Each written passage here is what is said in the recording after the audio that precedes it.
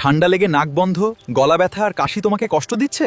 চিন্তা করো না, আমি আদা, তোমার প্রাকৃতিক রক্ষা কবচ। আমি তোমার গলা গরম রাখি, কাশি আর সর্দি কমাতে ভেতর থেকে সাহায্য করি। শরীরের জমে থাকা কফ ধীরে ধীরে পরিষ্কার করে তোমাকে স্বস্তি দিই।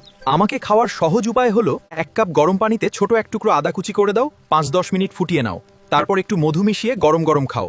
এতে আরো দ্রুত আরাম পাবে। দিনে 2-3 বার এভাবে খেলে ঠান্ডা অনেকটাই কমে যাবে। নিজের যত্ন নাও, আর ভিডিওটা ভালো লাগলে লাইক দাও, আর এরকম স্বাস্থ্য টিপস পেতে জেকে হেলথ টিপস বাংলা চ্যানেলটি সাবস্ক্রাইব করতে ভুলো না।